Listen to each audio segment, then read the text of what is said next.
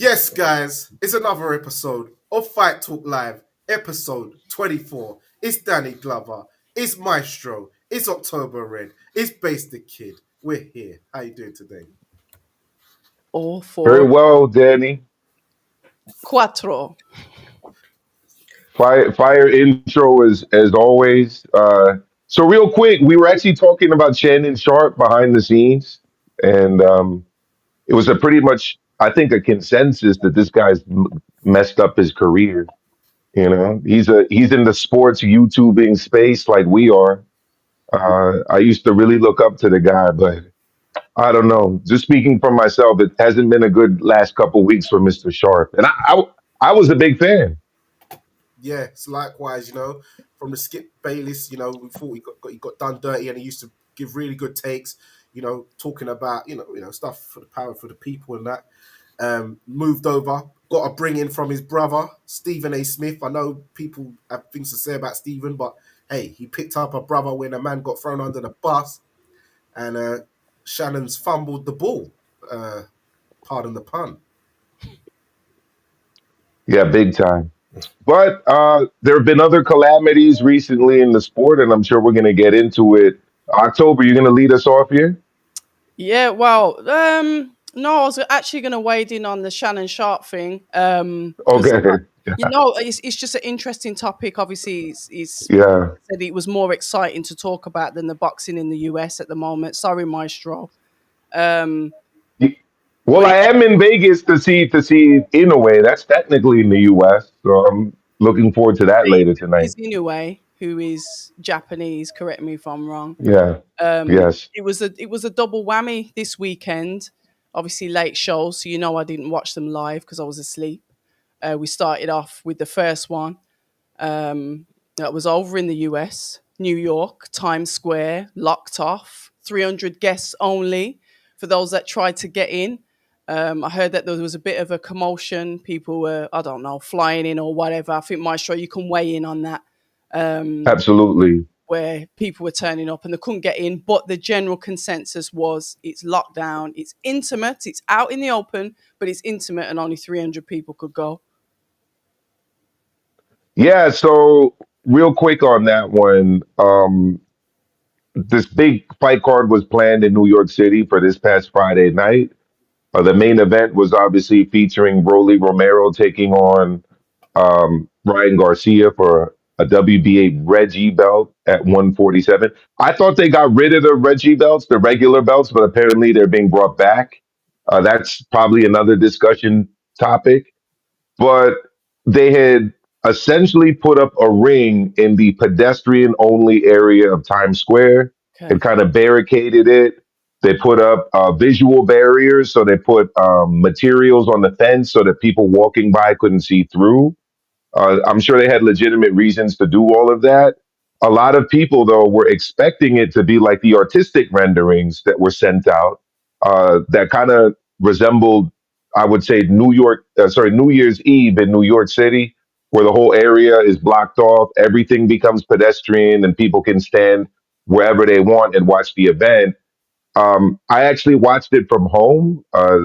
The credential stuff was sent out very late in the week. In fact, um, on Friday, pretty much. And I knew I was traveling here to Las Vegas Saturday.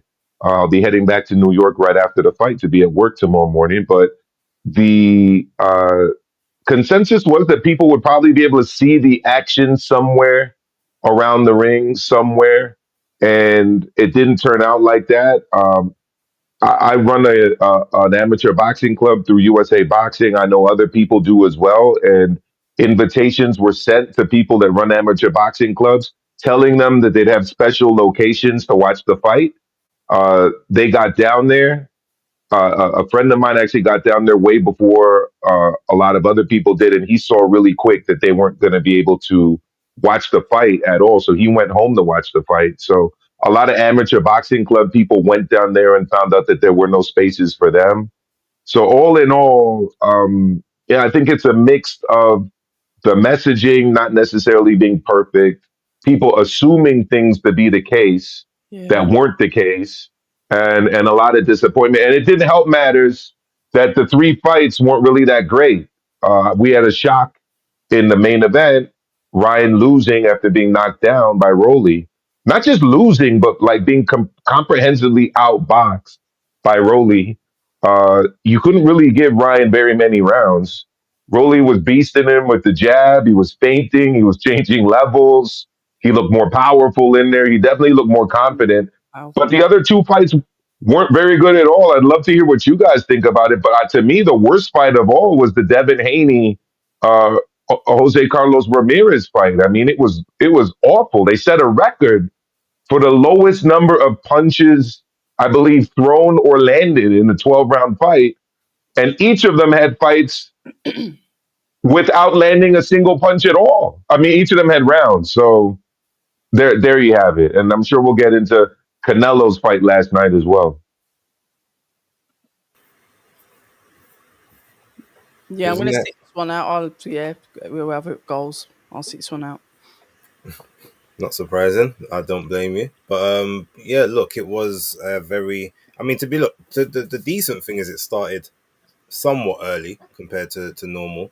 So 10 o'clock start was finished by about 2:30 ish, 2:45, which is pretty good going for a US based card. But yeah, look, I think if I'm going to be honest, the best fight of the night was the policeman and the fireman. Serious. That at Yeah, least had yeah, it some was. that at least had some intrigue to it. Uh, Look, Teofimo Lopez, I need to give him some credit because he proved me wrong and proved that he does still have some ability or that he's not um, this fraud that I really believed he was. But also, Arnold Barbosa just confirmed to me what I always believed about him, that he's trash. And finally, I guess he just wasn't able to make someone look as trash as he is in the ring. Tio didn't do anything spectacular, but just the extra athleticism was the benefit, and Arnold obviously made him look better by trying to come forward, where usually it would have been easier for him to hang back and make Tio have to try a box on the back foot, on the front foot, because that's when he's not good. But look, that was unanimous decision, correct results, 116, 112. Devin Haney and Jose Ramirez was again a very, very awful fight. But on this one occasion, I'm giving Devin a small amount of grace, and I'm reserving judgment until his next fight, because he has been out of the ring a year, has had to deal with all of the, you know, the social media stuff, and basically everyone clowning and disrespecting him, even though he wasn't the one that done anything wrong. Mhm. So maybe mentally he's still not in a great place, and is very, maybe probably a bit gun shy. So I want to see what the next performance is like before I cast any further judgment on him. But I am looking. The magnifying glass is there, and I am ready to inspect or to cook with the sun if it continues that way in the next one. Jose Ramirez he's a shot fighter at this point. There's nothing left for him. He can't pull the trigger. Can't get down really to 140 anymore. 147, he just looks like a plodder. Yeah, that was just not a great advertisement for him. And in the main event, look, Ryan Garcia. I'm gonna say it. I don't care if anyone else wants to agree. Now we see the difference between Yeah, him on the substances and him not on the substances, because yeah. he looked, number one, he looked horrendous. He didn't look checked in. He let someone, as much as, okay, Rolly Romero's got some improvements, been training with Ishmael Salas. He's still not a good boxer. He's still, the footwork was still sloppy. The stance, the construct, everything was just unorthodox as normal.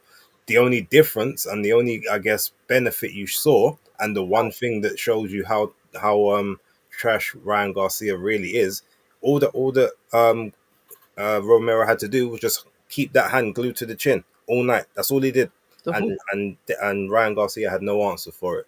So um, I guess, look, shout out to Oscar De La Hoya. I bet there won't be no clapback Thursday this week with you going 0-3 on your own show.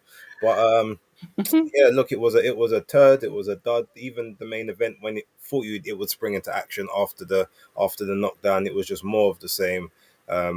Brody did just enough basically to stay ahead of Ryan every round.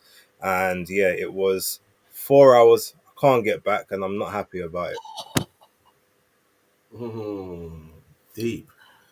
Yeah, I kind of have to second on that with base.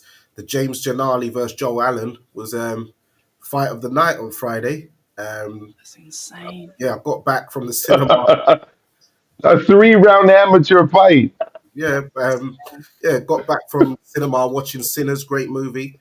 So tuned in, saw that, and then went on, and then it was Lavelle Whittington versus Reito Tsutsumi, and then yeah, Devin Haney just proceeded. Like, I know people talk about Floyd in the past. Oh, Floyd running. No, this was running.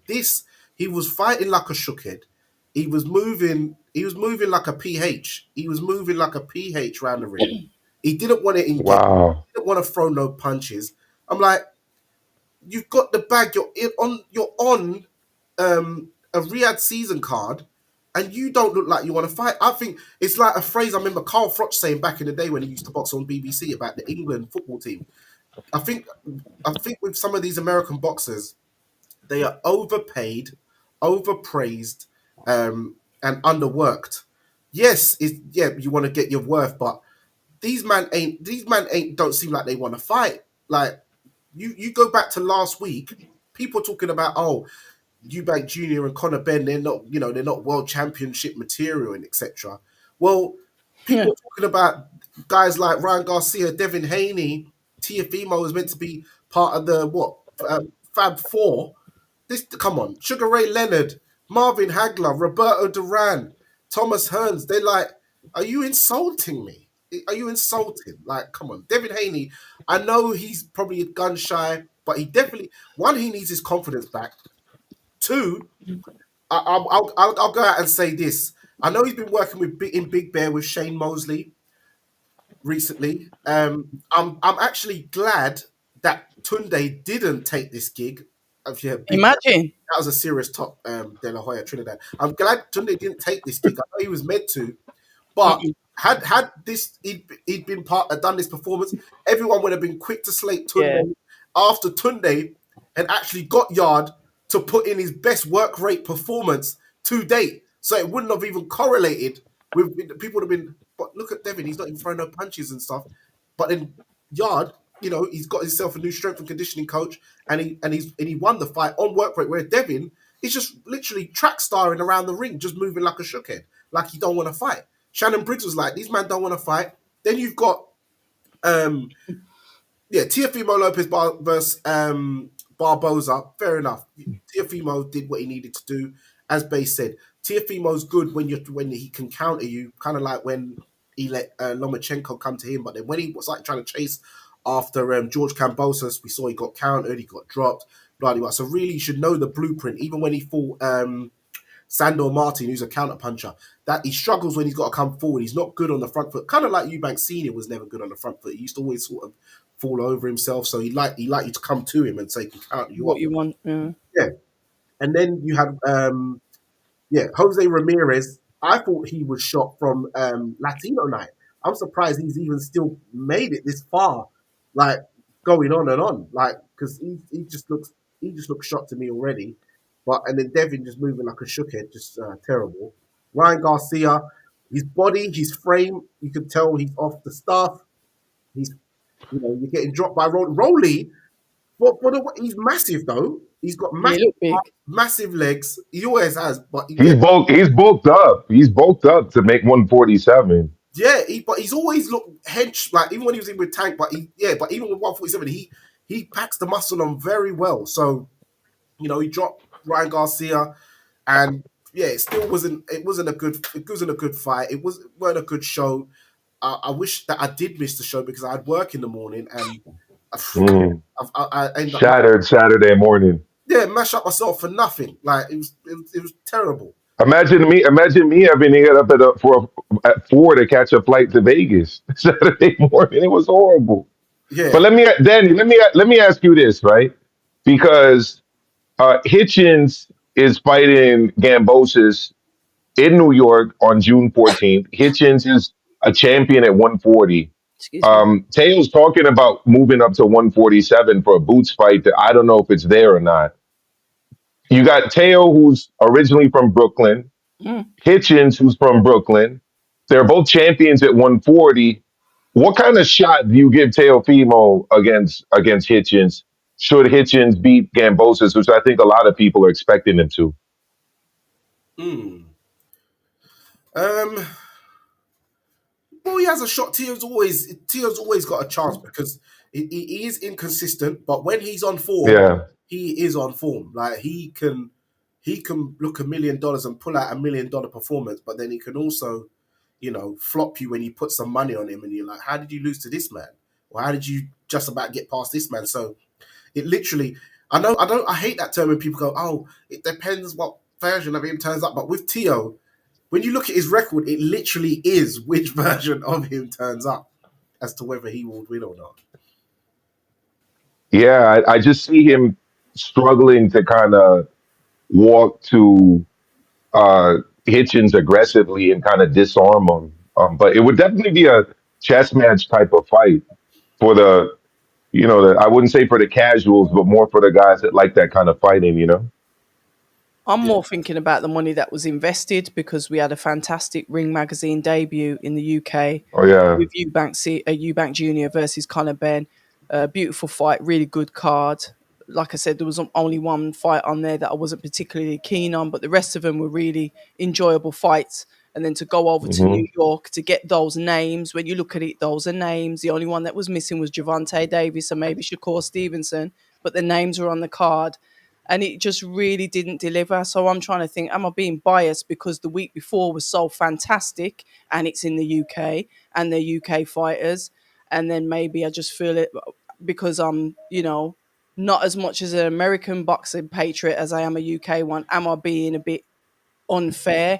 But the general consensus is it was poor compared to the week before. And Even if that's what you we're are being operating on unfair, comparisons. even if you are being unfair and biased, you're still correct. Both things can be correct at the same time. Mm. It was bad, but yes, you are biased to the UK stuff. Yeah, that's But fine. you're not wrong. You're not wrong, October, because guess what? The UK matchup had a lot of history and Mm. had a lot of bad blood. If they wanted to replicate that, they should have just gone straight to Devin Haney versus Ryan Garcia in the main event. There would have been a lot of bad blood and there would have been some history, not Ben versus Eubank history, but still history because of everything that happened last year. But they decided to put on these kind of tune up fights. And we've seen it in the past in boxing. Like you pair up guys anticipating or expecting them to win or even look good and win against their opponent to then go to the next stage and take on the opponent you actually want them Yeah, to, and historically, things one. go wrong. They should have, yeah, go for it. Yeah, I was about to say, historically that His Excellency doesn't do that. He puts you in that it would have been Haney Right. versus Garcia. So it makes me think, what was the influence around the matchmaking? Because I know I don't, when he puts cards on, it's cards that you're thinking, you know what? Okay, let's have it. And it just seems maybe I don't know what was his Someone input asked this for a time. tune-up. They said that. Okay, We don't know which. They right. didn't confirm who it was, but one of them okay. asked for a tune-up.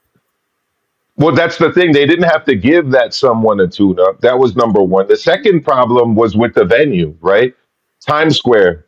If you're not gonna have a big audience, right, and have fans watching it in a controlled zone where you stop traffic and the streets are essentially closed to pedestrian traffic. I mean, they could have picked another venue. They could have done it on Ellis Island. They could have done it by the Statue of Liberty, right? If you're just going to do a closed event for VIPs and like you want iconic shots, I don't really understand the decision to go to Times Square this particular way. It didn't really make a lot of sense to me. In addition to what you were saying about the main event being a dud, October. It's probably a Turkey thing. You think about it, Yeah. like when in that sense, look, he's wants to be quote unquote creative and Yeah. innovative, but him obviously being from Saudi Arabia doesn't necessarily know the cultures of the other places that he goes, but he sees all of these things probably from films or old studies. And he's like, okay, I want to do this. I want to Yeah. do that. They've got the money to do it, but he won't really know the logistical sense of it or like the historical context of most of these places, which is why he's talking Oh, about you're absolutely right, Base. And then things like who that. were the promoters involved? The promoters were one uh, Oscar, who's from LA, which is literally just as far from New York as London is. Right, it's a long flight to Eddie get was the from New main York to promoter LA. in this one. And, Frank was and the then main. that's what I'm saying. And Yeah. then that's what I'm saying. And then the other promoter was Eddie Hearn, who's from England. Like, what does he know? With all due respect to Eddie, I like Eddie a lot. I'm a big fan of Matchroom and their work, but it's not like they've staged outdoor fights in New York City before. Like, you would have assumed they would have brought in a promoter like more, because I would have never put a fight in Times Square. And I'm not even a promoter. I was not understanding it from the beginning.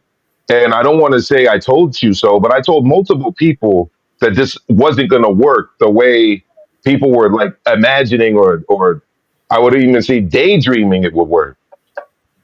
But I think it's like from us looking on the outside in, Times Square is like this magical place, isn't it? It's about image, it's about the name. Like if you wasn't there, like you're watching it from home. I mean, I've only watched highlights. You wouldn't have known that it was so intimate. You wouldn't have known that it didn't really get that vibe that it should have done because you're just like chilling and watching it at home. I don't know. Maybe they were concentrating on potential pay-per-view for the bundle event rather than gate Yeah. sales. Who knows what the strategy was around it? But it seems like that just didn't like deliver. But like I Well, said, there's a hard comparison because of the week before.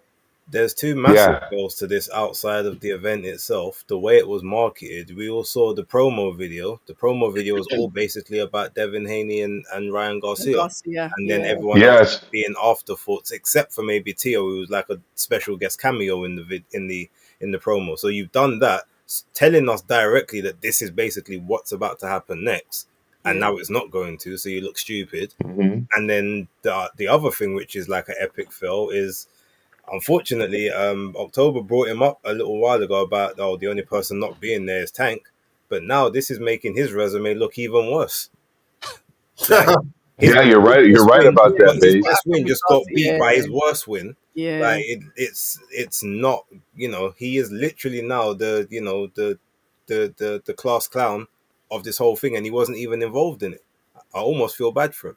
Mm. But, but also, I remember that there was a video clip I saw afterwards, which Floyd did from ages ago, and he said, "Hey Ryan Garcia, I'll pay you 100 grand if you beat Rowley, but if you lose to Rowley, don't ever mention Tank's name again." Serious. Yeah, I see a video clip of Floyd saying that, and yeah, he's got so now Yeah, but Ryan. that happened before. Obviously, they Yeah, fought. before, He So said yeah, it was a yeah, rerun.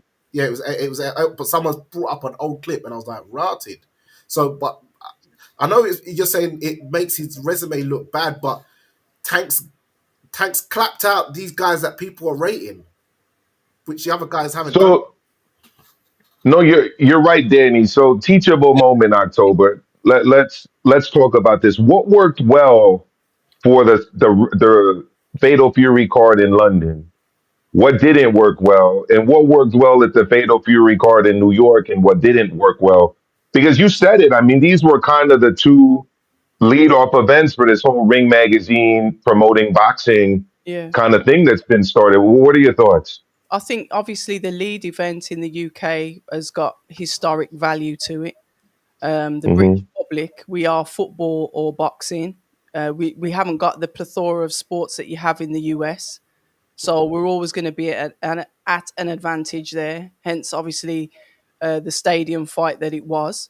Um, the fights were good matchups on the card, unsuspected with some of them, but good matchups. And this is obviously the UK. But then with America, like Base said, it was the marketing strategy around the Haney Garcia rematch. That's kind of what we thought, because I'm going to be honest with you, with some of the fights, I was confused about who was fighting who. It wasn't like black and Mm. white, it wasn't rubber stamped.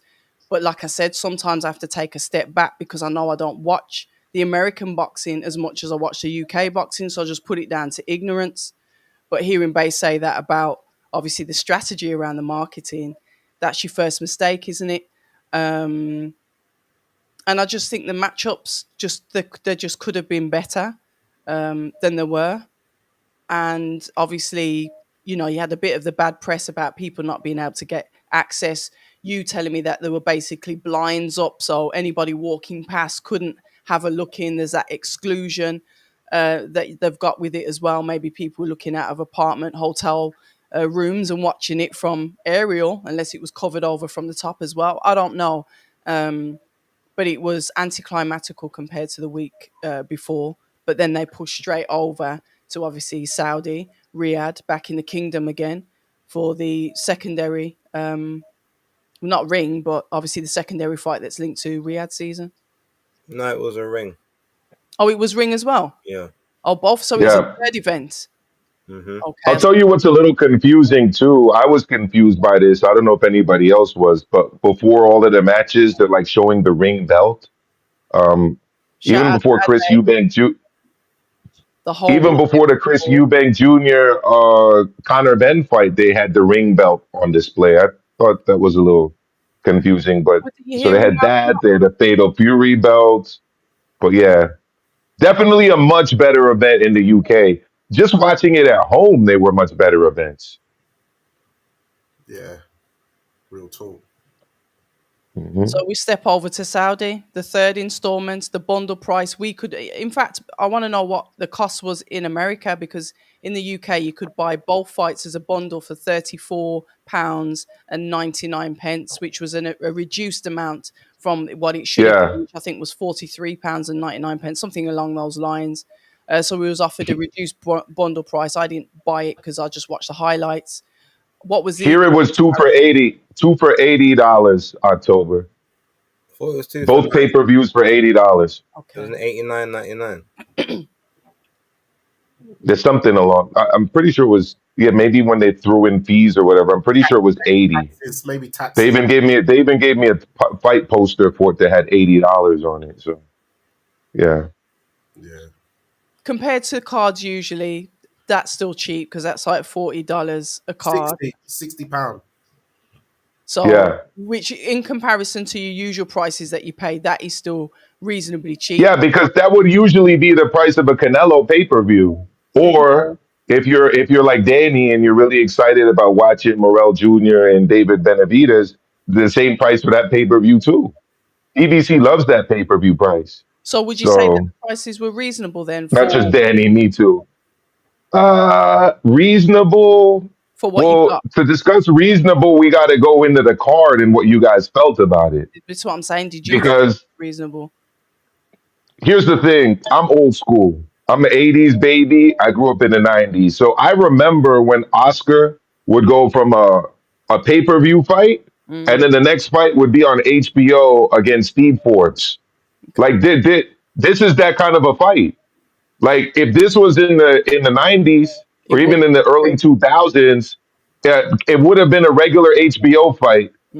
Uh, between a pay-per-view HBO fight for Canelo. That's how Oscar used to do it, right? That's how other fighters back then used to do it. The pay-per-view stars of that era, Lennox Lewis as well.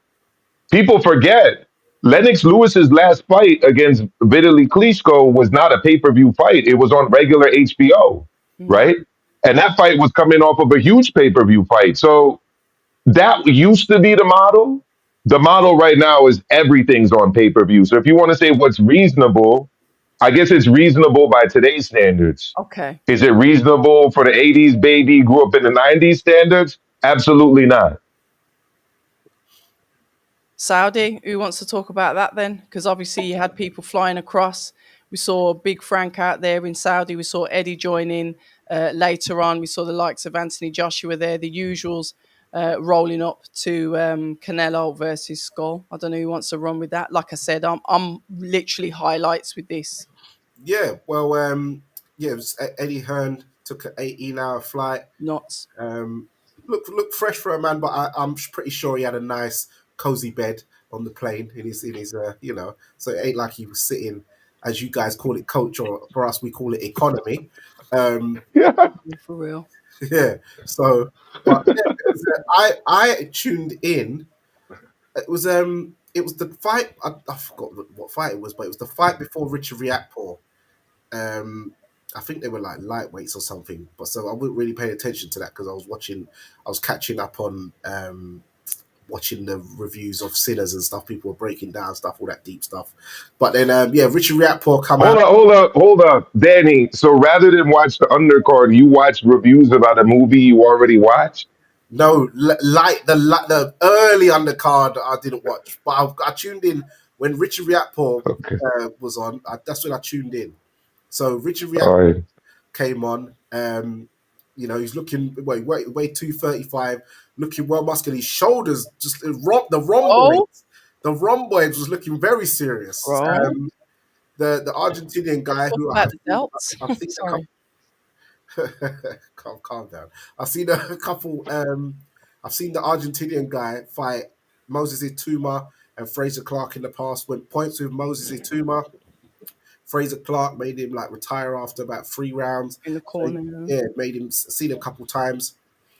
He weighed like nearly 300 pounds, like 200 and something So it heavy. was 299. Yeah, Or was that Bacoli? Bacoli. So he might have been like 295 or something like that. But he was like near 300 pounds basically. So I thought, oh, this might be interesting.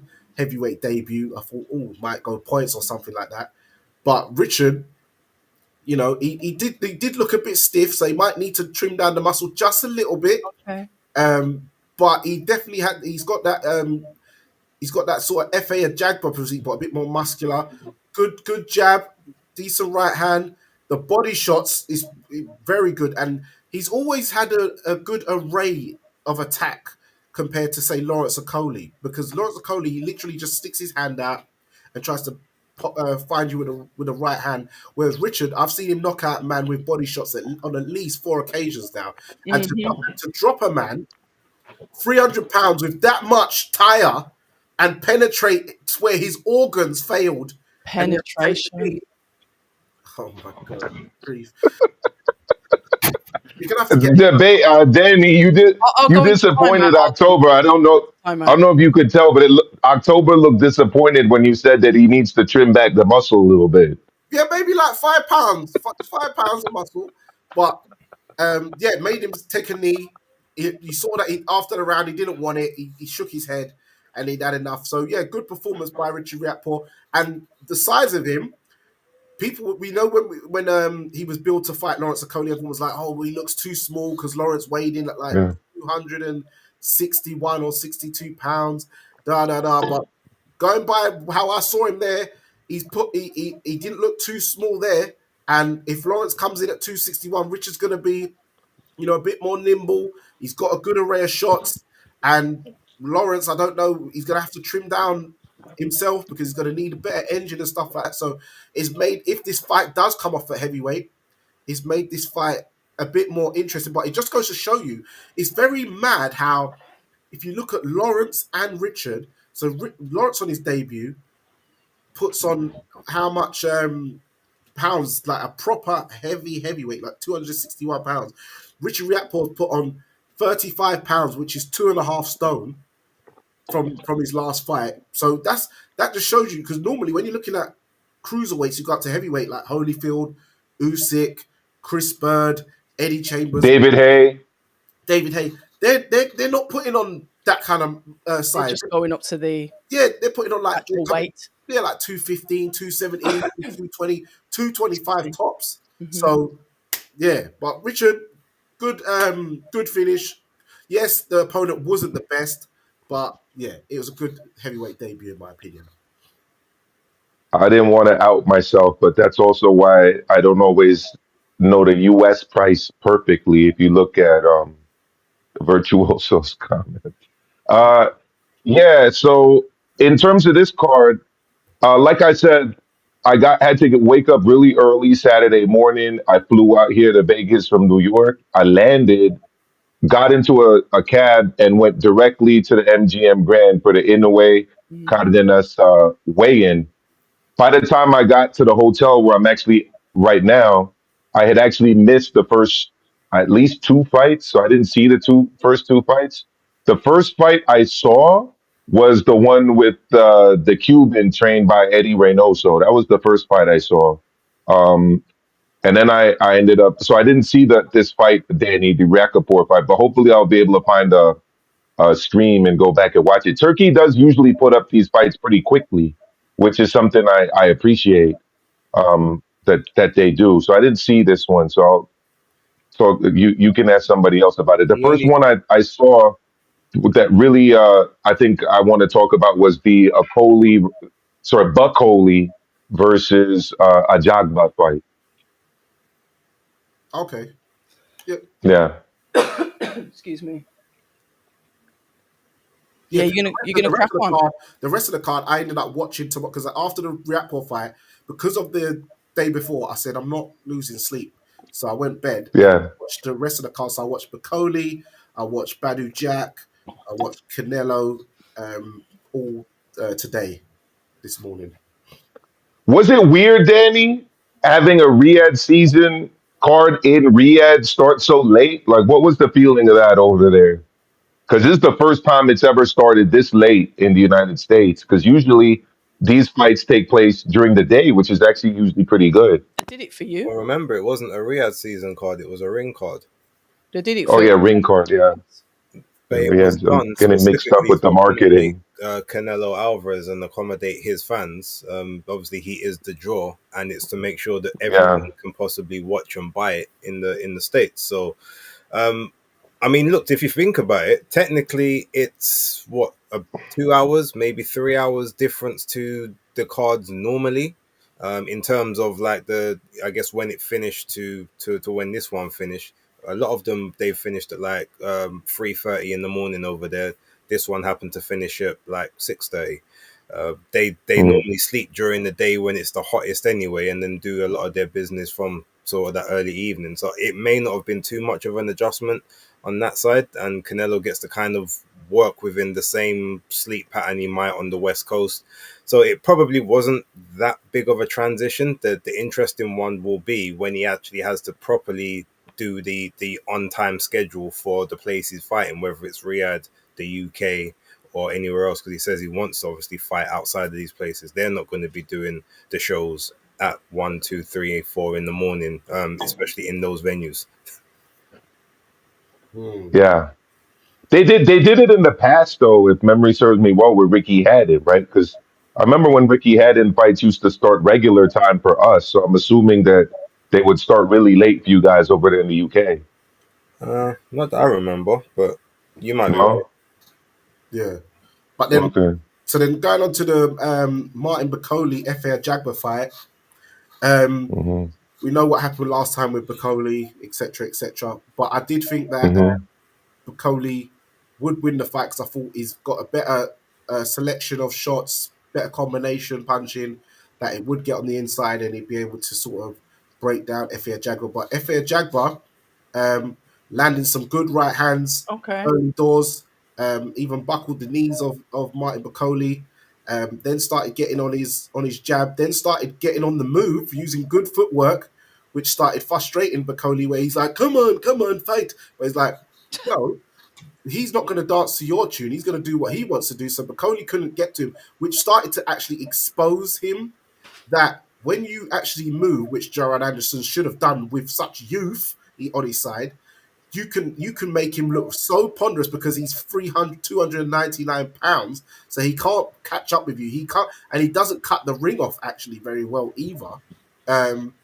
So he was just following F.A. Jab around, and F.A. Jab was sort of dancing rings around him. Yeah, there was a couple of rounds. I think it was like round 4 I gave him, which was the first round I'd given him, where he pinned F.A. Jab on the ropes and let loose. But he was headhunting too much. Had he had started going down to the body during that combination, he could have sort of wore him out or really hurt him and started mashing up his organs a bit with all that size and leverage. But he didn't. He was headhunting too much. But F.A. Jagba got on his bike, started jabbing him up. Towards the latter of the fight, Coley won maybe like the last 2 rounds, but it wasn't enough. He was just like, come on. And I thought FA Jabba won very clearly, yet they gave it a draw. So I just thought that's some. But you saw Martin Bacoli, he was there just skinning and grinning, happy with the draw. Never. He knew he lost. Efe Jagba, he just had a straight face, but I thought he should have looked more angry because really he was well up in my opinion. But because Martin McCauley is this talked about boogeyman, blah de blah, I think they're just trying to save him commercially. But they should. I don't like when they do that because you've got to just call it as it is. That it was an upset and he got beat at the end of the day, so they teethed him. Then we go on to Badou Jack versus Noah McCallion. Now, Badou Jack is a very good friend of my friend and sponsor, Ashley Fearfade. Badou Jack's a nice guy, but he got beat. He got beat. Noah McCallion outboxed him using all these shoe shines, speed punch. Very good boxer. Listen, Badou Jack has done very well for a man of his age to still be competing at the level he is at, and to the level he's been fighting at and still fighting at. But he 41. He got beat clearly by Noah McCallion easily. And it's the second. And the thing is, why I think is bad. Why I feel upset for Noah McCallion is that he'd come off of the bench, but he's been teethed before. He got teethed twice. By who? Like when he fought Marius Bradis in the World Boxing Super Series. And what it was, I was trying to show somebody this fight today, and they've scrubbed YouTube of the whole fight. You're joking. Try to find this fight on YouTube, you can't find it. They knew you were coming, Danny. Not even highlights. There's not even that little 3-minute highlight section. I've heard that they do that stuff. Scrubbed it. He won that fight. I agree. They teethed him. So and he won last night too. Yeah, so I've seen him get robbed twice. I'm like, rotted. This is bad. So yeah, but we know that they're trying to set up the Badou Jack versus Jai Patai fight because commercial names, etc., etc. But I'm telling you, I would want to see Jai Patai versus Noah McCallion. They need to rebuild McCallion somehow because this McCallion guy can fight. You know, he can. But Danny, can you explain to me how the guy that was more active walked into the fight as the champion in recess or emeritus, and the guy who hadn't fought in over 2 years walked in as the champion? That was like confusing to me, and it did. McCallion brought it up. I mean, I could. Please, I figured you'd be able to. Base explain that one, please. Because I know there was a whole thing with Ryan Rosicki and whatever, but you think that champion emeritus status would have been given to Badou Jack? He was. Yes. Yeah. So basically, what happened was, right? McCallion was the champion. He was supposed to fight Ryan Rosicki, pulled out of that fight on 3 separate occasions. So when he pulled out of it on the third one, basically they just gave Ryan Rosicki the chance to do an interim status title in his next fight. So he then became WBC interim. McCallion had the WBC in Nova Scotia. Yeah, and they told him he had to fight Badou Jack, who was the champion emeritus at the time. He then said that he didn't want to fight him. Something about he was waiting for a bigger fight or something. So they said, okay, well, if you're not going to fight the emeritus champion and you're not going to take that order, then we're going to make you champion emeritus. We're going to upgrade him back to full champion because obviously he already held that status from before. So they just did the role reversals, and then it came down that when he was supposed to fight supposed to fight Rosicki got injured, and then McCallion took the fight. So that's why they basically was reversed. So it's Noel Gavor McCallion's fault why he was champion emeritus getting into the ring. His fault or Don King's fault? Well, because if you listen to him, he wanted to fight. Well, the thing is, you say that, but he whether it was him or his team, he pulled out of the resistance 3 times in a row. So, I thank you, Base. I figured you'd be spot on at that one. I appreciate it. In terms of the Bacoli fight, I mean, I agree with everything Danny said. He was Ajagba was bossing him with the right hand. He was making him pay with it. When he was coming forward, he was using the jab both as a range finder and as an authoritative jab. He was rocking his head with the jab at times. There were some moments later on where maybe his legs got tired and he was a little more stationary, where Bacoli was able to do a little bit more work. Um, you mentioned going to the body, Danny, and the fact that he was headhunting more. Maybe it was because he was trying to keep his guard up a little bit higher, and to not get countered by Ajagba's right hand, which was very effective. Because I too would have liked, if I was in Bacoli's corner, I would have liked him to see him throw way more body shots than he actually did. But I felt that Ajagba won that fight. And when it comes to Martin Bacoli and his career, I actually picked him to lose this fight, and the reason is because he's a clinically obese fighter. Like, I'm sorry, you should not be weighing Oh, 300 pounds in the neighborhood of that I'm glad you brought. and talking about competing for heavyweight titles or being a heavyweight contender. Like, your 40 plus year old father of three should not be looking better, better at the gym or in the shower or wherever else than a guy complaining or purporting to be a legit heavyweight contender. His physique, guys, I'm just going to say it, for a professional athlete, for a heavyweight contender, is embarrassing. And when someone is in that kind of shape going into fights, and even if he didn't have notice, like he didn't against Joseph Parker, he's a professional athlete. He should be in better shape than this, even between camps. But apparently, he had more time to train for this fight, and he was still really heavy. And it's like, I actually like Martin Bacoli. I've met him, Billy Nelson, nice guy. I just don't understand being in this type of shape, right? And you see it in the performances. It's like, Danny, you were mentioning not cutting off the ring. How could you cut off the ring? You need to be able to move laterally. You need to be able to move forward quickly, side to side quickly. You can't do that when you're weighing 300 pounds. Like, you are going to be a plotter at that point. And, in terms of changing levels, moving to your opponent, being in positions to land body shots, like, you have to be in shape to do that. Otherwise, what you're going to do is put your hands up, plod forward, and, flick out the jab and the right hand and trying to wrap punches around the high guard every now and again, which is what he was trying to do.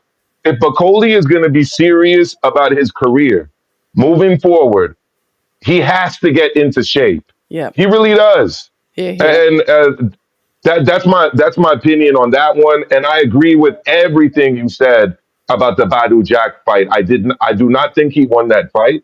I thought he did very well for a 41-year-old, especially a 41-year-old who's been out of the ring for 2 years. Mm. But I don't think he won that fight, right? And you know, I, what can I say? It's hard because it is multiple times now where there's been that bitter pill to swallow. But yeah, I don't think that Badu Jack won that fight. Yeah, and the only thing I would say, what I'm disappointed about Martin Bacoli, he's had all right. Fair Yeah. enough, he got the short notice thing, so he came in at his walk around weight. All right, but you had a training camp. So from that last fight, you're telling me you've only managed to lose 11 pounds. Behave. Come on, and you're a full-time pro. This ain't like Josh Padley who had to go to work, 5 days a week, etc. You're a full-time pro, and all you managed to do is lose 11 pounds. And you probably did that winding your waist in the gym whilst recharging. Yeah, that's the other thing. It's like he's making a joke about his physique. He's like belly dancing and shit. Like, I mean, but Danny, you mentioned the walk around weight. Can we ask the question? Why is that his walking around weight? I know it His is. walking around weight legitimately should probably be about 270 pounds max. Mm-hmm. He should be getting down to about 245, 250 for his fights max. I mean, I respect George Foreman and his career. Maybe I'll go out and get a George Foreman t-shirt as well. But George Foreman never, even in his 40s, wasn't approaching numbers like this, Yeah. or body composition levels like this. But then When you we're talking muscle to lean muscle to fat ratios, like, you go for it, October. Yeah, He's but got to get into shape. I agree with you. When I saw him on the scales, I was polite in my tweet. I just I thought he would have looked a little bit different to how he looked. I think I can't remember who I was speaking to the other day, but they were saying, "Oh, who do you think wins?" And I said, if Bacoli is in shape, he will be okay because he's very clinical on the inside. I like his inside work, but if he's out of shape, the win belongs to anybody else except for him. So I agree. We don't need to go on any more about him. He needs to work on that. I think his coach, fair play to Billy Nelson. He's clearly not impressed as well because we could see that he's usually quite vocal on X, but he was sort of like saying I expected better and whatever as well. So he's got to, like you said, Maestro, he's got to go away and have a serious word with himself and how seriously he's taking this sport, because just because you're a heavyweight doesn't mean you can turn up fat. Do you know what I think? Yeah, and the thing is, his best performance, or at least most notable performance, was against Jared Anderson. He was already heavy for that one. I remember he was wearing like one of these He's still waist belts, but he's been but he's been way heavier for these last few fights than he was for that one. Yeah. What might need to happen? Boxing might need to take a little play out of Mr. Dana White's book, where the heavyweights Yes, be a weight limit. What's it like? Two? 265 weight limit. Enforce it well, Yeah. you in the heavyweight division. you're easing into Dana White, which I think we'll be covering. Obviously, you've got to do Canelo Skull, but we're going to be Yeah, pushing over towards potentially TKO boxing. His Excellency and Dana White hosting the fight between Canelo and Terence Crawford. But obviously, I know there's Skull and Canelo to talk about before that. But I think that'll be the final piece that we'll do, because I think we're running up to about an hour. Yeah. Well, first of all, but just before that, real. Jaime Munguia, Yeah. Bruno Saras. I did- Bruno Saras. Yes. Yeah, that was a good performance. He looked improved under Eddie Reynoso. He seemed to use a couple looking Canelo moves, slipping and sliding, and good combination punching. So well done to him for that. Yeah, I'll let Base take the main event. Oh wait, Forget the main Can event. I make a quick comment on that one though first? Wait. Let me have my time to talk, people. What's going on here? Relax. Okay. First off, FA Ajagba, Martin Bacoli. I actually saw Yeah. a draw, so I disagree with both of you. But I do think if anyone was going to win that fight, it should have been Ajagba. But I Yeah. scored it 5 rounds apiece. I gave basically, but what I said was Bacoli won 3 rounds, but Ajagba gave him 2. Like there was 2 rounds where Ajagba basically, one of them he sat on the ropes, and obviously took, even though he was fighting back off of the ropes, but he was getting outworked on the ropes. So he gave that round away, which I think was the 7th, if I remember correctly, or possibly the 8th, and then the 10th round. So I gave Bacoli the second, and I know if you give Ajagba that second, then it's 96-94. No real complaints there. But yes, in terms of Martin Bacoli, he doesn't take it serious, and he even gave away the game plan. If people remember what he said at the end of the Jared Anderson fight, he goes, "Well, he tried to fight me. He shouldn't have done that. He should have tried to box me, and he may have had more success." So that already tells you that he knows against people that can move, people that can jab, he's going to be all at sea, especially at those higher weights. I don't think it's appropriate to not give Billy Nelson a whole bunch of criticism on that side. Yes, you can't baby the guy, but you know what he's doing. So you're complicit in him being 300 pounds or 310 pounds. And if we're going to be totally honest, brutally honest here, even though he's dropped a little weight, Billy Nelson ain't in the greatest of shape as well. So you know they both love a roast dinner and a seconds and a third helpings on the dinner plate. So in that, But the base, isn't he going to Congo between fights? I don't think Billy Nelson is going over there with him. he 'Cause goes that seems to be where he's putting on the weight. he goes to the Congo. It's not all the time. Like he's there sometimes, then he's back in Scotland. But either way, you're supposed to be. He's your primary charge, right? He's the only Yeah. real guy you've got at the time that you're saying this is my guy. Now you got Riakpo, you might push him to the side a bit more. But ultimately, he was your guy. You're going to do whatever it takes. You're going to keep in contact. Yo, what are you doing? have you done your runs today? Like you're going, because that's the kind of relationship he's put in. He said that he's like this father figure, and that's what Martin says. Yeah, so you're gonna act like that Hmm. father figure. So in my opinion, I'm not saying Hmm. he's totally to blame, but he's not absolved of blame of that. He's letting it happen. Is my point. Yeah. Um, with look, with Badu Jack and Noel Gavor Michaelian, I wasn't scoring it hardcore, so I'm not going to disagree with either of you. However, I did predict Badu Jack would win by majority decision. And when I was watching the fight, doing the sort of watching it, doing the live scoring, I did slightly edge it towards Badu Jack, purely because a lot of his shots were a lot more impactful. I felt like Gavor he was doing a lot of good work, especially early, and I thought he would. But my thing was always that Badu Jack was going to lose the first 3-4 rounds. Then he was going to get into it like he always does. He's always a slow starter. And I feel like he started to take over from sort of that fourth, fifth round. And you could see that at that point, Noel Michaelian was looking very uneasy. He was starting to look a bit despondent, was starting to look to the referee for help at times. And I think all of that body language was conveying that he was losing the rounds. And the shoe shine thing, it might work in the amateurs, but obviously when they're looking at that, what they say, that effective, are you having an impact on your opponent?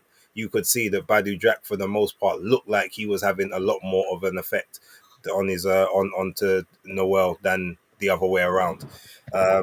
In terms of look, Jaime and Saras, that was basically what the first fight was. It was exactly the same way.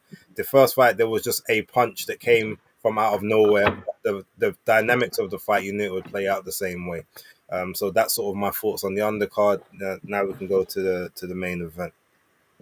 I just want to say one thing about the Bruno Saras Munguia fight. I actually don't think I haven't looked at the numbers, so I could be wrong on this. But just watching it last night, it didn't seem to me like Munguia was actually throwing as many combinations as he did in the past. It seemed to me, at least, that the focus with Reynoso and him going into this fight uh, was really about being mindful about that right hand that Suras would throw. You know, you kind of step out to the right a little bit, angle out that way, and then try to wrap it around the high guard. I think they're really prepared for that. I'm hoping we do get to see a Munguia that does let his hands go a little bit more, because against another opponent, I really think he's going to have to do that. But it was a good win by Munguia, and he was clearly focused on being defensively sharp and on being really accurate and precise with his punches. Cool. Right, who wants to talk about that shit show of a main event?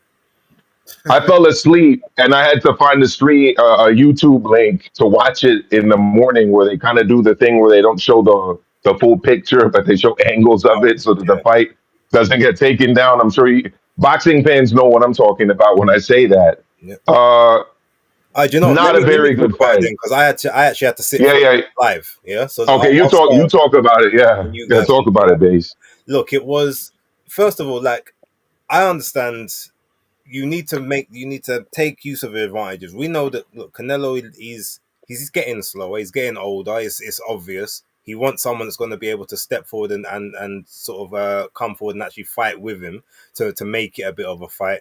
So if you can move, you can take advantage of that. That's not a problem.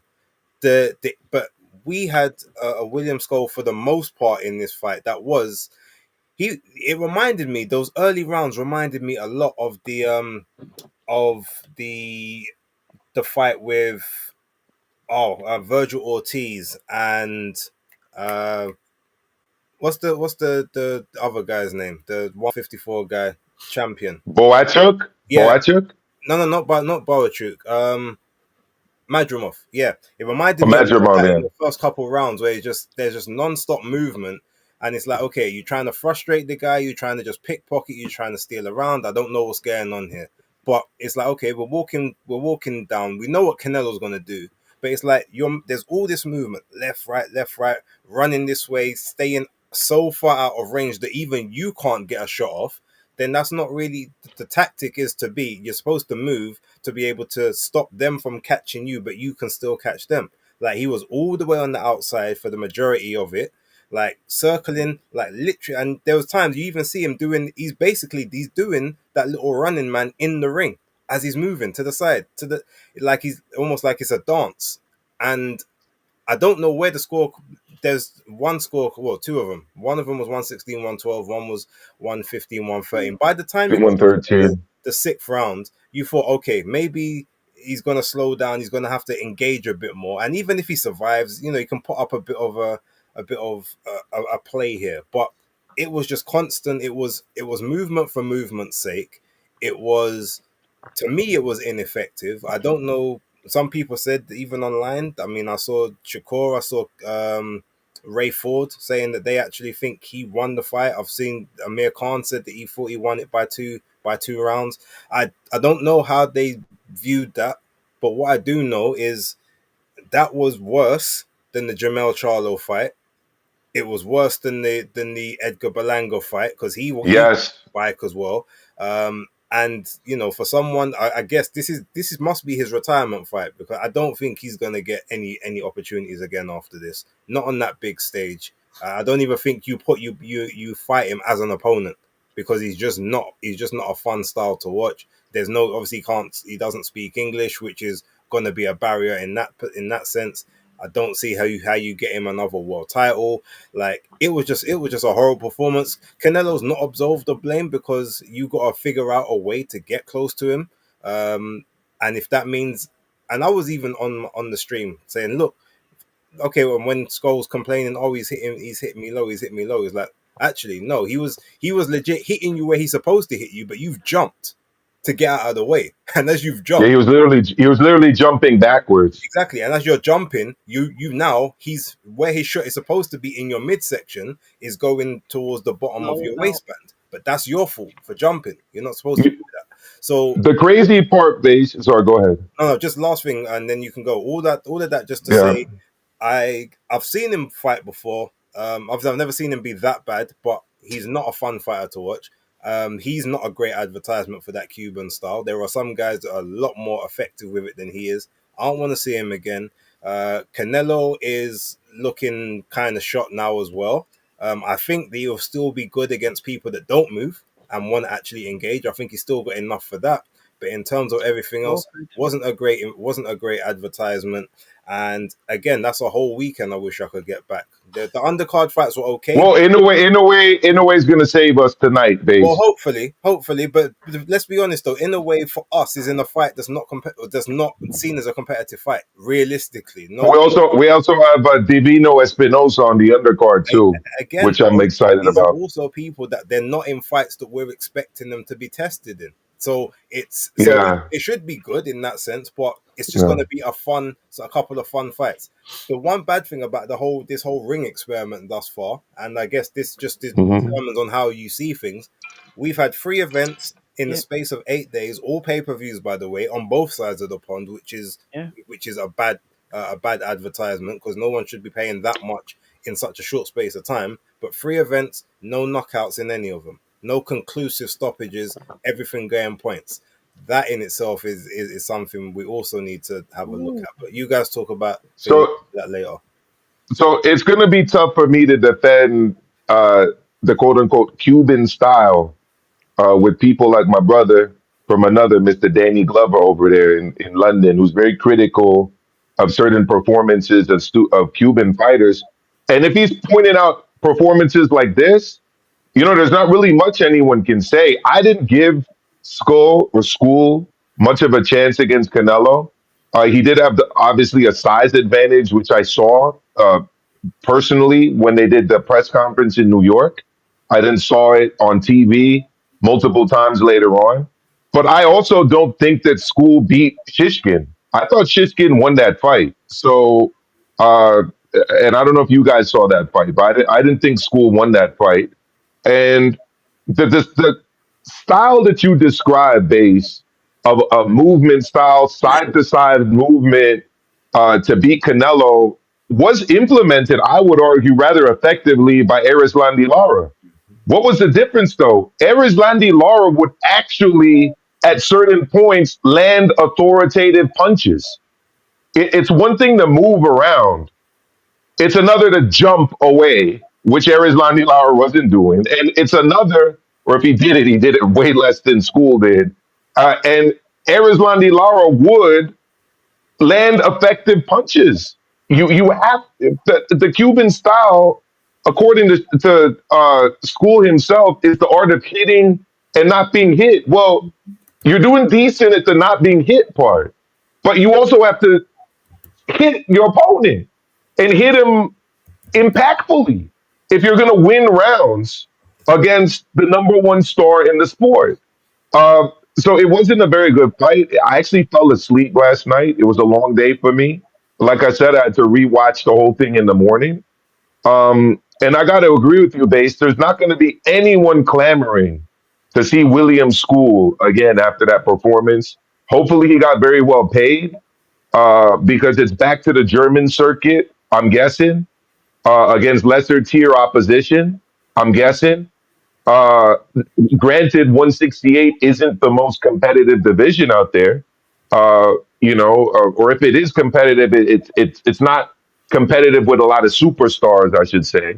So maybe they will be able to, fit him in somewhere against someone. But unless you're forced into it by a sanctioning body, why would anyone fight William School?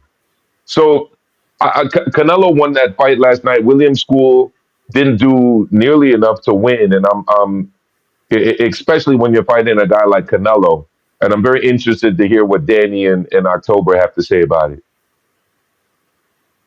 Danny, over to you. Like I said, Yeah, the main event, and this is terrible, and I'm going to summarize the whole sort of thing so far. But all right. So first of all, you had one scorecard of 115, 113. You had another scorecard of 119, 109. So you have a discrepancy of 10 rounds between judges, which is just absolutely crazy. I think people were giving credit a lot to Canelo due to the fact his name. For instance, they gave Canelo round one, right? Now, in round one, William Skull threw 20 punches and landed one punch. Canelo threw 4 punches and landed 0. oh wow, And got Yeah. and got. Now, the last time I remember a fighter winning a round and not landing a punch, when it like Rona, when no, it no Willie Pep. They said, oh, Willie Pep. Yeah. back in the day that he was so good that he had such ring generalship that they gave him the round and he didn't even land a punch. But I've seen, I now that maybe it sounds good for the annals of history. Oh yeah, the old school fighters, but we've seen what that looks like in modern time. You can't be giving a man a round. He didn't land a punch. Well, he did, but it wasn't. It didn't land in a scoring area. He landed shot in the first round. If you go back or watch it, you'll see he did land, and it was a big punch compared to the jab that Skull landed. All right, but either way, it's Clean, effective punching. Ring. I guess you're arguing there for ring generalship if you're scoring that round for Canelo, right? Yeah, because Skull was run. He was basically moving around, backing off, and not engaging. So you're not going to give him the round. Mm.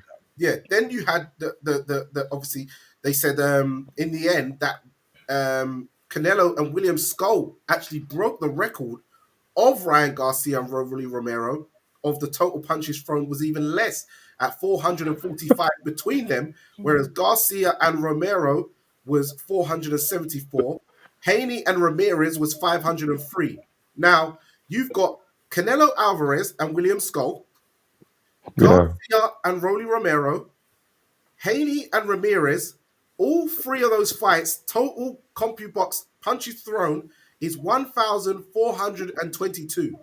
Now you just go back to For three fights. 3 fights. Now you go back to last week I was about to say with Chris Eubank Jr. and Conor Benn, one fight. 1,505. So they've thrown nearly 100 punches more, just them 2 alone, than 6 fighters, 2 Six fighters. 6 fighters. And this is a man who was weight drained versus a man who's having to risk it all against the bigger man.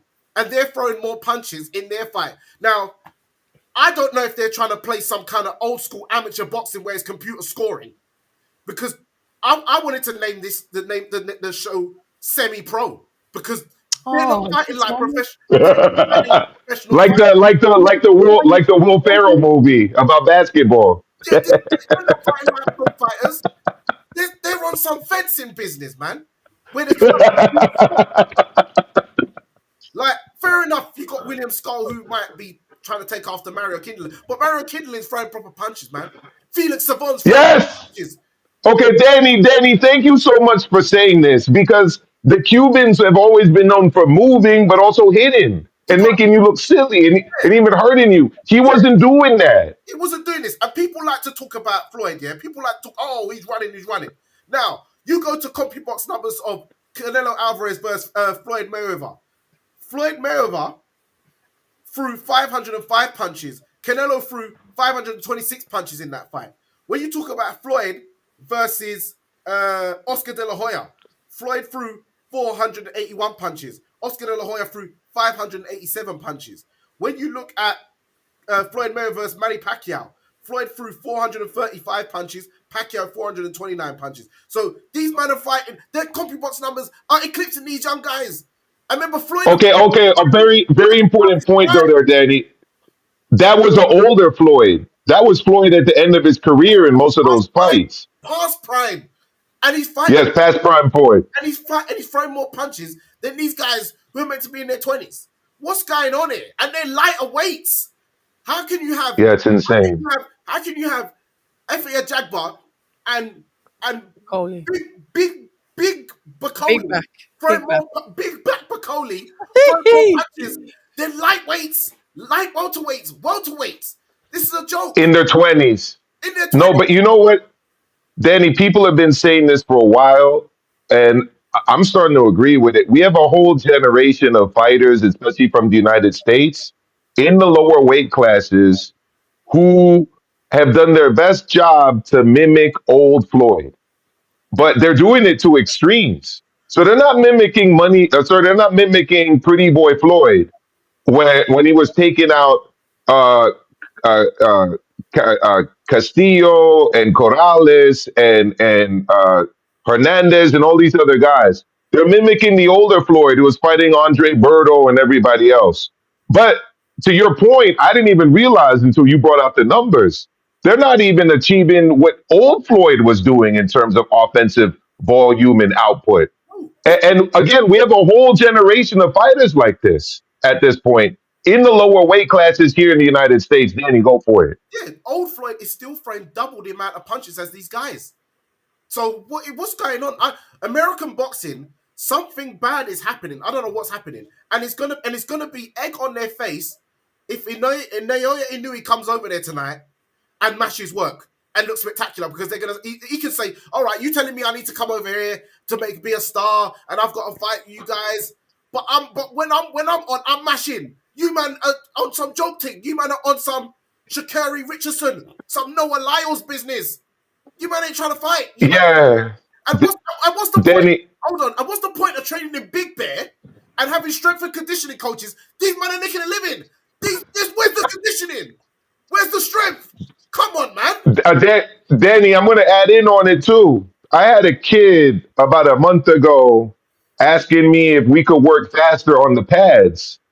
And I'm like, how about we just master the technique? Like what I do on the pads with you is what I'm expecting you to do in the ring. You're not throwing an 18 punch combination in 4 or 5 seconds when you get into the ring and fight. So but if you go to social media with a lot of young fighters out in the United States, they're not doing the pad work that Hearns, that Duran were doing back in the day. Look at that old school pad work. What are they doing? They're throwing these 30, 40 punch combinations, but then they get into the ring and it's all it's like, what are we doing here? Man are doing fadeaway moves in the ring. Yeah. So I mean, you on the one hand, it's like the pad work is insane. On the other hand, the low offensive volume and output is equally insane. Like it's not looking good right now. I'll tell you that. It's not looking good. And then people wanna question why all of these fighters from the former Soviet republics are doing so well, and why we've got fighters like Inoue, who, by the way, people are saying needs to conquer the United States to be, a superstar and all that. No, he's already a superstar. Conquer what? No, I was surprised he was asked that at the press conference, and maybe it's Japanese politeness. I don't really know. He did say he wants to be very famous and like whatever in the United States. If I was him, I'd say, look, I'm already famous. I don't know what you're talking about. I'm already doing numbers in my country that no fighter in your country is doing. Why do I have to come over here? But in a way, that's not part of his culture. So he's just being respectful. Yeah, I know, but I'm saying conquer what? What is there to conquer? If this is the showcase, come on, man. Like, Yeah. come on. Listen, me and Bass are meant to have a spar at some point. We're gonna we will put this behind the Patreon wall or something, and I'm sure we're gonna get more active than these guys.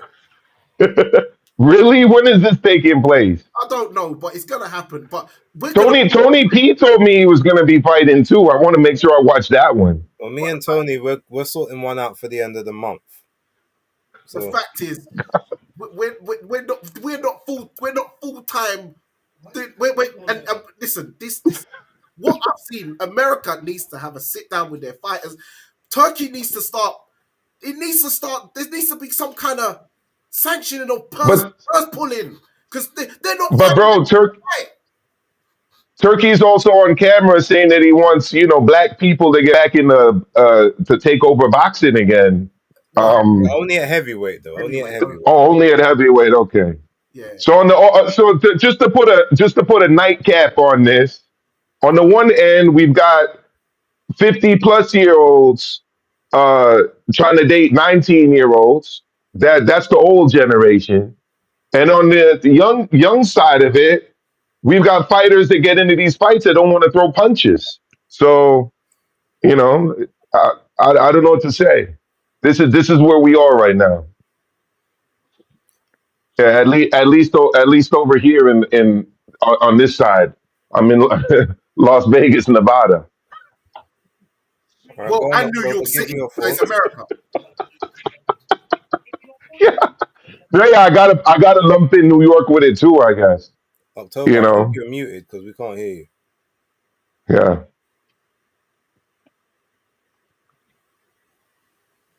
Yeah, sorry, Canelo, Crawford, TKO. What we saying about that?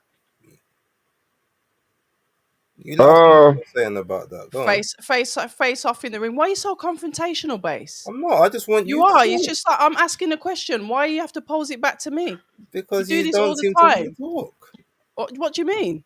I want to hear what you want to say Yeah, about well, I want to hear what you're gonna say. You want me to answer it? You ask the question first. I'm asking it to you. it. Go for it, We're Maestro. about to get Clarissa Shields and Keith Thurman right here. Danny, set up the fight. Man, but what I think about it, since everyone's a bit bit tentative to answer, my thoughts on the fight on the card, I think it's good, but I think that what I don't like is that Turkey's basically giving Dana White a through ball of his first pay-per-view, so it's obviously we're predicting this is going to be a very successful card. So Dana's going to come out, oh yeah, look at my numbers, I've just got into boxing, but it's like, hold on, you've kind of been gold plated this card. That's a great point. So you haven't really proven anything to me. So I'm not even going to count this on the Dana White resume, because this is a Ring Magazine Turkey Al Sheikh card. But I expect it to do good numbers. Good to see them face off with each other. Terence Crawford looked the bigger man in there. Canelo's probably broader at the waist, but overall, I think, Terence Crawford has a good shot. He'll probably have a higher output. I think Terence Crawford should come in at about 161 pounds.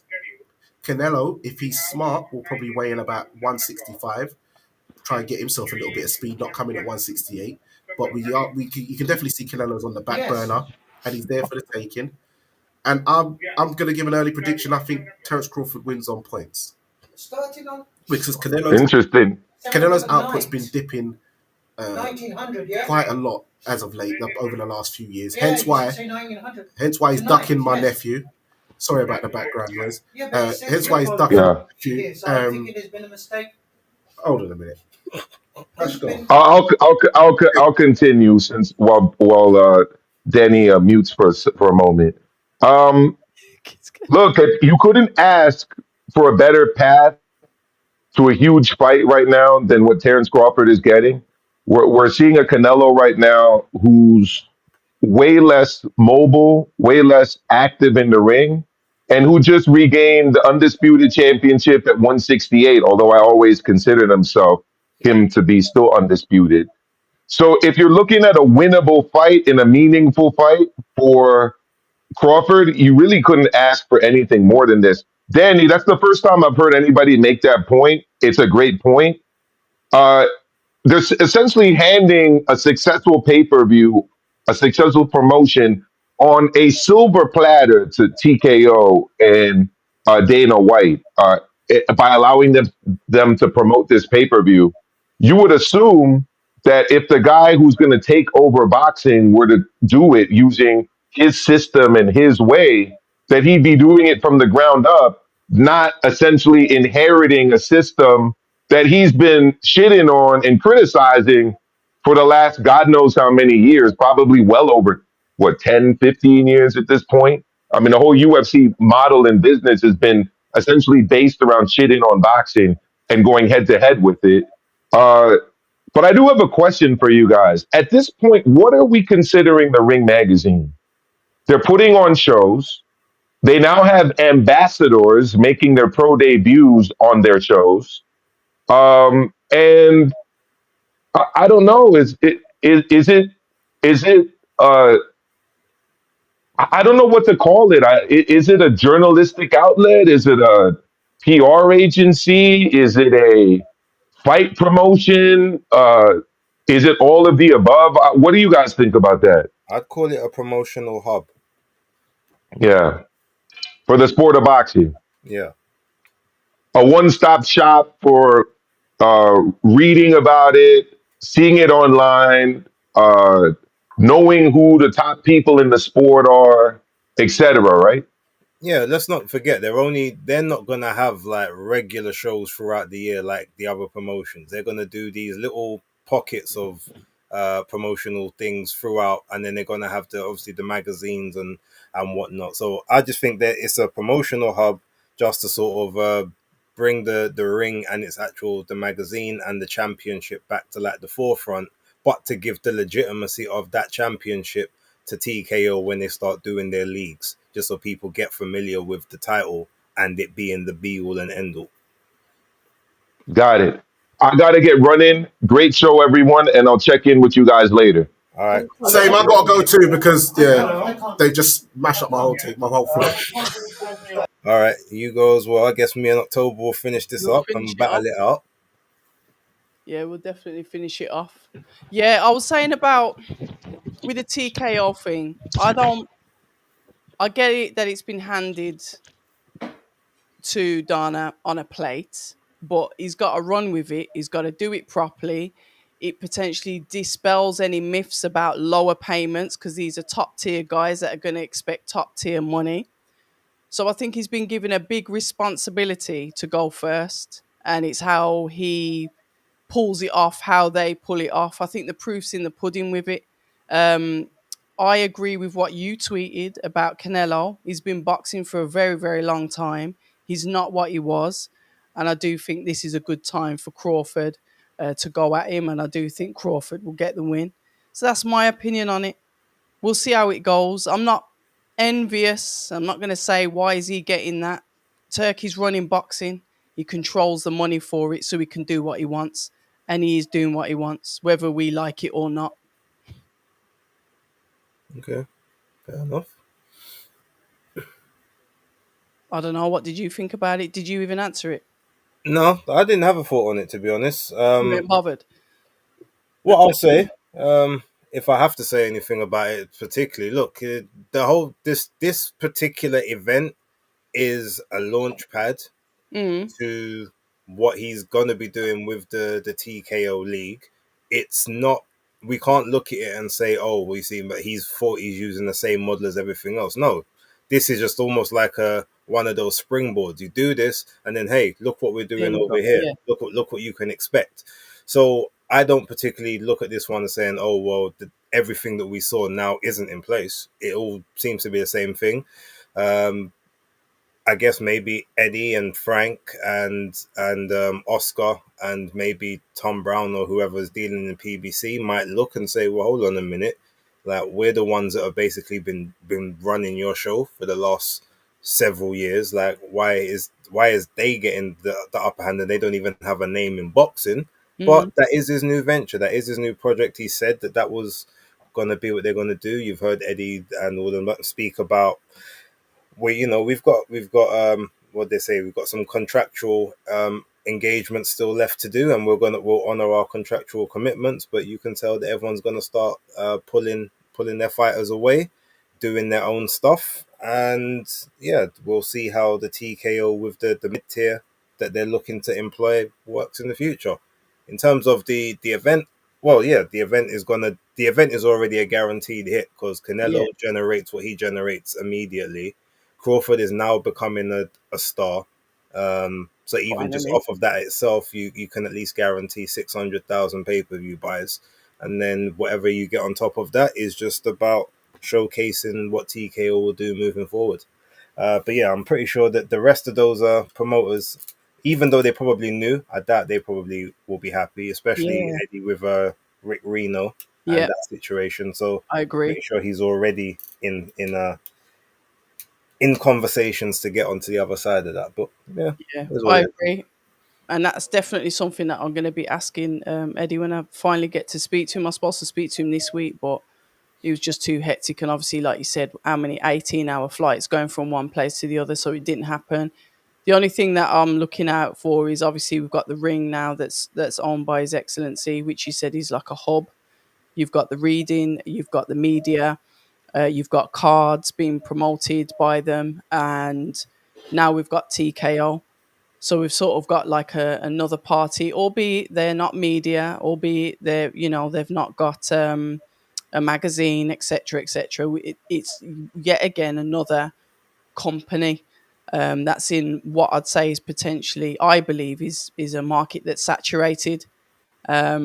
But we'll see how it goes. I'm sure they would have been approaching all of the fighters and specific fighters that they wanted, but to go ahead and have such a big event for your first one, sort of, in my opinion, sets a precedence for this rumor and sort of dispels this low pay rumor that seems to follow Dana White around the place, because obviously it's not him that's necessarily putting up the financial collateral for the fighters. So then, will that make it more attractive for the fighters to then go and sign with TKO? I'll be interested to see how it plays out. The business side, and that's the side that I'm interested in. We shall see. We shall. Anything else from yourself, Base, or we're gonna lock it off for this evening? No, And do what you're doing. okay, then listen, guys, thank you all for listening in. Or I don't know, about 100 of you this evening. Don't forget to subscribe to the individual channels. You've got Base the Kid, you've got Danny from Fight Fan TV, you've got Maestro and myself, October Red. Please subscribe to the Fight Talk Live TV. I've got to get used to that.